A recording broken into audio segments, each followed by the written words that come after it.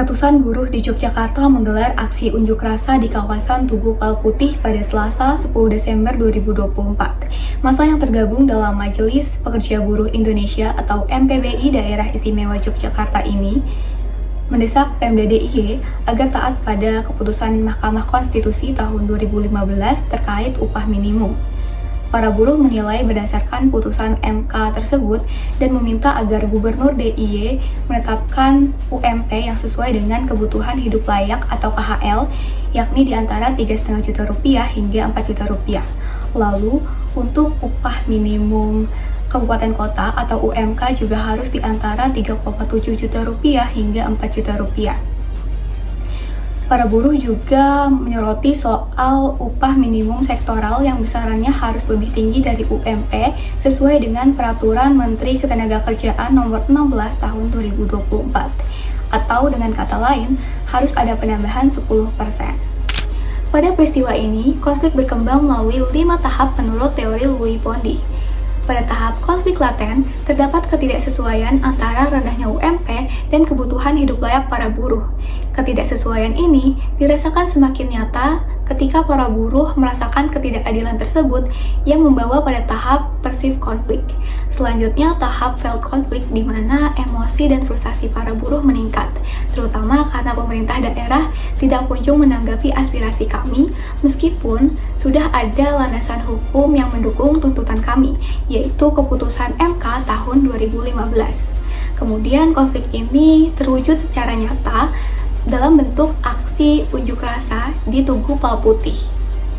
Kemudian hasil dari proses negosiasi yang dilakukan akan menentukan apakah hubungan antara buruh dan pemerintah daerah akan membaik atau tetap tegang pada tahap konflik aftermath. Sebagai buruh yang tergabung dalam MPBI DIY, strategi dalam konflik ini perlu melibatkan pendekatan dengan kolaborasi dan advokasi terhadap Pemda DIY. Sebelum melakukan negosiasi, MPBI melakukan rancangan strategi dengan pendekatan kolaborasi untuk menciptakan kesepakatan berdasarkan kepentingan. Roger Fisher, William Ury, dan Bruce Patton dalam buku Getting to Yes menekankan untuk menciptakan solusi yang saling menguntungkan dengan fokus kepentingan, bukan pada posisi. MPBI juga menggunakan strategi advokasi berbasis data untuk memperkuat posisi sebagai penawar. Data dari Badan Pusat Statistik menunjukkan produktivitas buruh DIY yang tinggi. Data ini mendukung argumen bahwa upah yang rendah tidak sejalan dengan kontribusi buruh di Yogyakarta yang tinggi. Selain itu, strategi komunikasi publik seperti unjuk rasa, penyampaian aspirasi melalui media digital digunakan juga oleh MPBI untuk meningkatkan dukungan dari publik, kemudian juga memperkuat tuntutan kami dan memberi tekanan kepada Pemda DIY. Selanjutnya, proses negosiasi. Proses negosiasi dilakukan dengan langkah-langkah yang merujuk pada Harvard Negotiation Project. Pendekatan ini melalui 5 tahapan. Tahap pertama yaitu tahap persiapan. MPBI melakukan identifikasi kepentingan utama para buruh, yakni UMP yang mencapai KHL. Kemudian juga dilakukan pengumpulan data berupa data KHL, data produktivitas para buruh DIY, kemudian juga data UMP provinsi lainnya untuk memperkuat argumen. Langkah kedua yaitu diskusi. Selain unjuk rasa, MPBI juga melakukan audiensi formal dengan Pemda DIY. Di sini MPBI memaparkan argumen-argumen berdasarkan data-data yang telah dikumpulkan.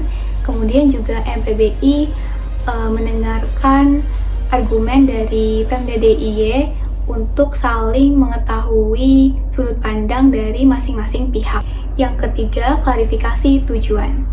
Melalui diskusi, Pemda DIY sepakat untuk menaikkan UMP. Namun, Pemda DIY menetapkan langkah kompromi, yaitu dengan menaikkan UMP sebesar 6,5% sesuai dengan Permenaker. 4. Tawar-menawar. Pada tahap ini, MPBI mengajukan revisi terkait putusan tersebut. MPBI menawarkan opsi kenaikan UMP secara berkala dan juga mengusulkan upah minimum sektoral dengan penambahan 10% sesuai dengan Permenaker. Proses kelima yaitu kesepakatan. Pemda DIY akan menyatakan kenaikan UMK dan UMSK 2025 paling lambat tanggal 18 Desember 2024 dengan penegasan UMK dan UMSK 2025 besarannya akan lebih tinggi dibanding UMP dan UMSP yang telah ditetapkan. Hasil akhir dari konflik yang terjadi antara buruh dan Pemda DIY dapat dipahami sebagai sebuah kompromi yang belum sepenuhnya memuaskan pihak buruh. Situasi konflik saat ini masih dirasakan ketegangannya oleh kedua belah pihak. Keputusan Gubernur DIY terkait kenaikan UMK dan UMSK 2025 masih dinanti oleh para buruh yang akan diresmikan pada 18 Desember mendatang. Di sisi lain, para buruh terus memperjuangkan keadilan upah dengan negosiasi lebih lanjut maupun tindakan lanjutan dengan bukti dan argumen yang kuat. Demikian tahapan, strategi, dan proses negosiasi yang dapat saya sampaikan sebagai buruh yang tergabung dalam Majelis Pekerja Buruh Indonesia di Yogyakarta. Akhir kata, saya Fakhia Nur Afifah mengucapkan terima kasih.